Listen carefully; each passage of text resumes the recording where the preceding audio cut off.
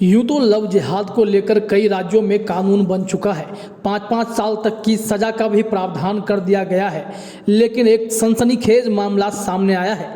केंद्र सरकार के एक अनुसचिव यानी अंडर सेक्रेटरी ने अपनी इकलौती बेटी के लव जिहाद का शिकार होने की आशंका जताई है। गैर हिंदू युवक पर बेटी से धोखाधड़ी कर शादी करने का आरोप लगाते हुए नगर कोतवाली में रिपोर्ट भी दर्ज कराई है।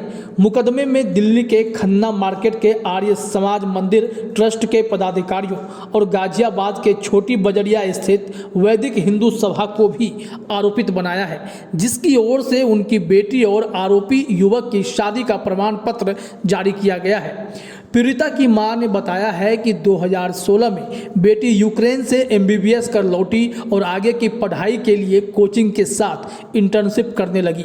तभी उनके पति का ट्रांसफ़र हो गया और वे बेटी को यहां छोड़कर चले गए। कुछ दिन बाद बेटी को जली हालत में अस्पताल में भर्ती कराने की सूचना मिली। वह पहुंची तो अब्दुल रहमान नामक व्यक्ति बेटी के पास मिला। 3 माह तक सर्जरी के बाद वह बेटी को साथ ले गई। कुछ दिन बाद बेटी नोएडा के अस्पताल में नौकरी लगने की बात कहकर चली गई और फिर उससे संपर्क नहीं हुआ। बेटी से जब उनका संपर्क नहीं हुआ तो वह भी नोएडा चली आई और युवक के खिलाफ पुलिस को शिकायत दी। उन्होंने बताया कि दिल्ली के मंदिर में अब्दुल ने बेटी से शादी कर गाजियाबाद की संस्था हिंदू मैरिज एक्ट के तहत शादी का प्रमाण पत्र भी ले लिया है। मां के मुताबिक अब्दुल यूनानी चिकित्सा का कोर्स कर रहा था और बेटी से परिचय नहीं था। उन्होंने बेटी को दवा देकर वश में कर लिया, जिसे हिप्नोटाइज भी कह सकते हैं। अब्दुल के PFI popular front of India से जुड़े होने का आरोप लगाते हुए कहा कि बेटी कभी भी लव जिहाद का शिकार हो सकती है, क्योंकि उन्हें धमकी भी देता है। अनुसचिव ने मैरिज रजिस्ट्रार पंचम पर भी आरोप लगाया है। नोएडा पुलिस के सुनवाई न करने पर उन्होंने दिल्ली पुलिस से गुहार लगाई थी, जहां से शिकायत को गाजियाबाद ट्रांसफ़र कर दिया गया था।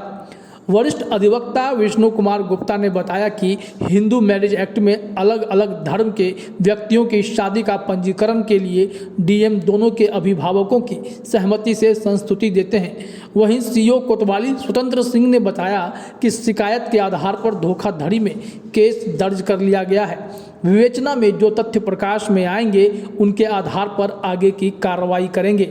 यह उस राज्य में हुआ है जहां पर सबसे पहले लव जिहाद को लेकर कानून बनाया गया था।